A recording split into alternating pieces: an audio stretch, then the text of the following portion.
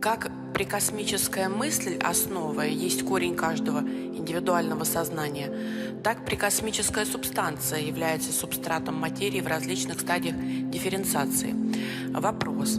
Можно ли считать, что прикосмическая субстанция – это есть пракрити? Прикосмическая субстанция не может быть пракрити. Она может быть субстратом.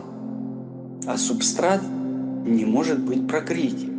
Поэтому в этом случае надо говорить о мула-пракрити. Прекосмическая мыслеоснова – корень каждого индивидуального сознания. Это третий логос. Космическая мыслеоснова – махат, разум космической всемирной души, космический ноумен материи или единая реальность, двойственный аспект в обусловленной Вселенной. То, что связывает или проявляется как проявленная Вселенная, она всегда двойственна. Субъект, объект, дух и материя – аспекты этого единства. Что связывает дух и материю? Фахат – это есть динамическая энергия космической мыслеосновы. Если пракрити есть корень или концентрация материи, то субстрат материи – это то, что имеет стадии, то, что собирается в конечную концентрацию. Это прекосмическая субстанция. Архаический манускрипт – это синтез, доведенный до формы? Это следствие великого опыта мистиков, махат, которые опытным путем пришли к такому мудрому решению выразить синтетически эзотерическую доктрину. Информация до ее проявления, до формы. Сам вопрос, он как-то одно из другого исключает. Что значит синтез, доведенный до формы? А что есть синтез, не доведенный до формы? И что есть форма? О каком плане мы сейчас говорим? Архаический манускрипт, как понятие, о котором описывает Елена Петровна, может ли это быть синтезом? Это некая тонкая форма или отпечаток Акаши, который был явлен такому сознанию, как Елене Петровне Блаватской, для того, чтобы эта форма потом только стала формой или комментариями к тайной доктрине. Это чистейший отпечаток Акаши, который не подвластен никаким стихиям, так как это огненная природа чистой материи. Если мы будем говорить о форме, то форма человеческого представления – это не есть форма. Это, скорее всего, не форма, так как это тонкая материя. Если мы говорим о синтезе, то любой синтез – это есть движение, а движение – это есть проявление. Архаический манускрипт был явлен или произошло это действие, отпечаток в чистейшей материи, Акаши, информация.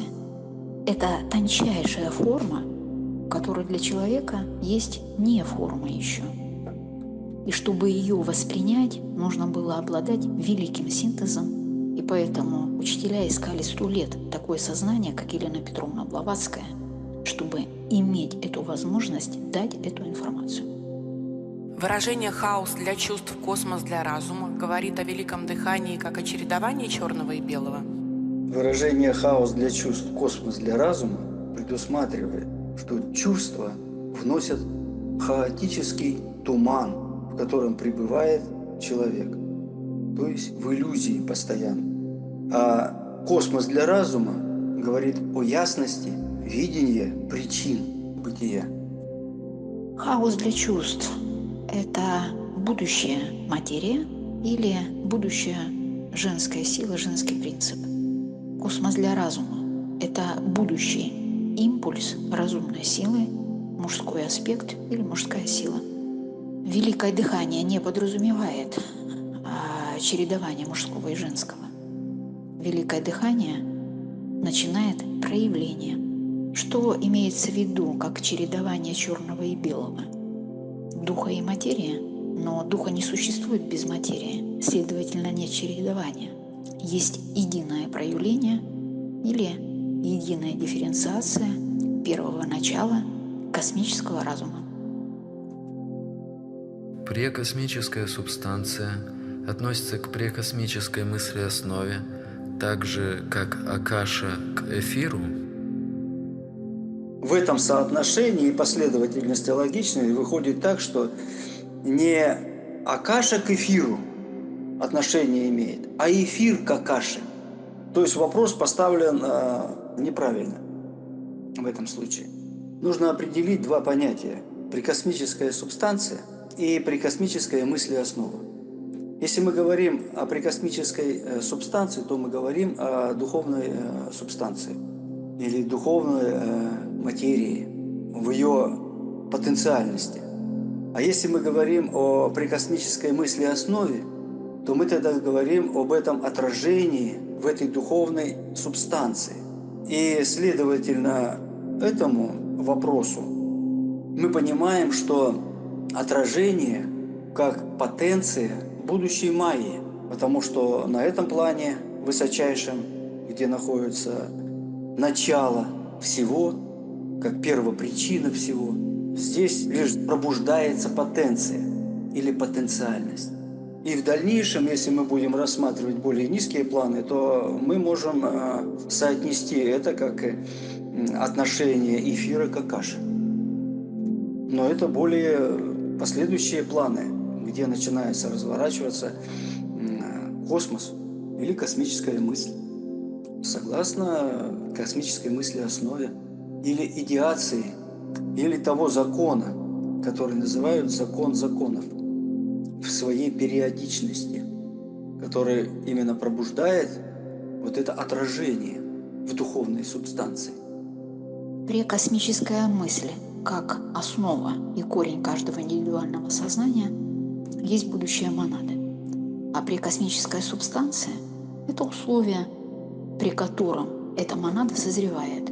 А соотношение Акаши к эфиру или эфира к Акаше – это несколько о другом, хотя всегда можно какое-то соотношение провести. Но в данном контексте я бы этого не делала. Частица привышней души. Где находится привышняя душа? На каком плане? Как она, частица, начинает свое путешествие? Как образуется монада?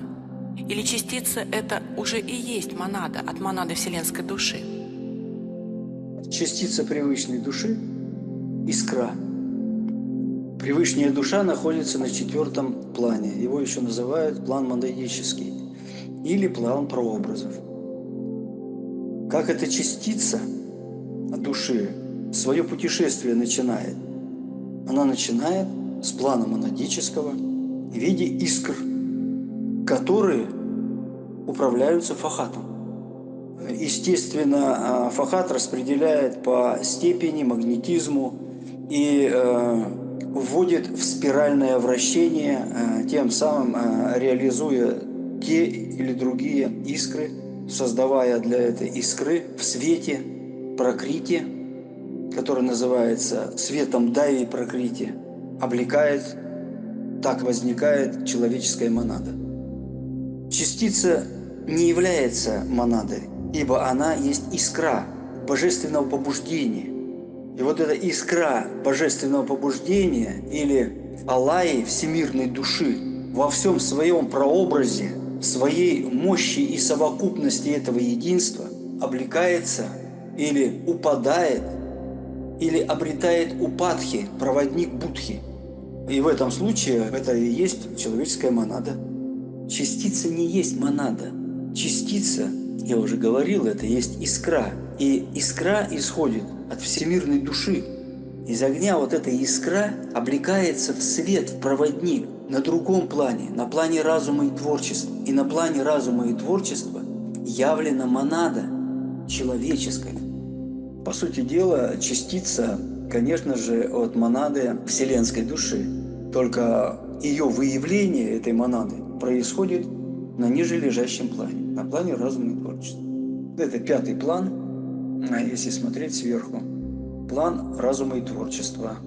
Тхьян-каганический план. Мир Тхьяни Коганов или 7 лучей. или иерархия этих 7 лучей, исшедшего из единого источника вот этой всемирной души или алайи. Алайя находится у нас на 4-м плане, мула пракрити, так сказать. И при сочетании духа материи, выражением фахата, свет не спадает. И этот луч единый, вот этого света, по сути дела, он белый, бесцветный. А дифференциация этого луча на 7 иерархий тхьянка-ганических существ выявляется в виде 7 цветов, как радуга. И каждый цвет соотносится определенной иерархии вот этих божественных лучей, которые в итоге и составляют монады человеческой расы или человечества вообще, коллективного человечества. Поэтому 7 этих лучей составляют космического человека, Адама Кадмона, который представлен в виде 7 лучей, 7 рас человеческих на плане бытия. Превышняя душа – это мула пракрити. Начинает свое путешествие с дифференциации. Как образуются монады? Монады образуются тогда, когда трое сливаются в единое состояние и готовы к проявлению. Высшая триада – Атма Будхи Манас. Является ли эта частица уже индивидуальной монады или от общей монады вселенской души?